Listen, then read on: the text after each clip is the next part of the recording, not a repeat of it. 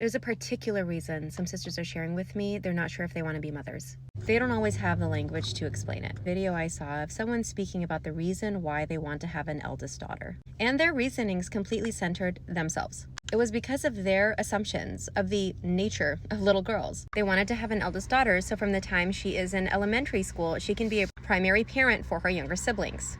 They spoke about how from elementary school, being a therapist because of her well of empathy to her own parents. In reality, what this person is describing is a parentified child. Oftentimes when these young women speak to me, they're not saying they never want to be moms. They're saying they're not sure if they want to be. And they're speaking to this emotional and physical fatigue of carrying the emotional and physical burden of their parents and siblings from the time they were so young. Contrast that with the neurology that Islam rewired for looking at who little girls are. Because in pre-Islamic Arabia, when little girls were buried alive, the revelation rewired that by connecting having little girls and caring for those little girls with the actions of the people of paradise. There is great feeling of worth and belonging in a family when a child is raised with developmentally appropriate responsibilities towards the family. There are also circumstances like that in Gaza and Sudan and all over the world where children are forced to step into the role of parent. And even if it's not as serious or as horrific as a genocide, there are simply circumstances where children have to step into roles that they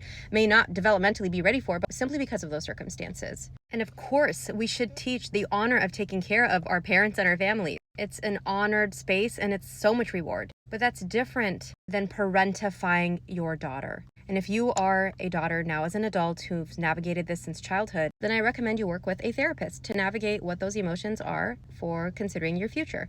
I also recommend really connecting with the names of Allah subhanahu wa ta'ala. Understandably, sometimes there are very intense emotions of loneliness, resentment, a wound of never being taken care of.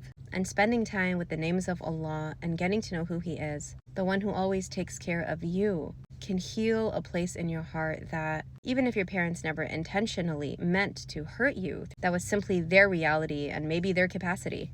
You know that there is one who is always there for you, and that is Al-Wadud, the source of love, As-Salam, the source of peace, your creator and the ultimate nurturer, Allah subhanahu wa ta'ala.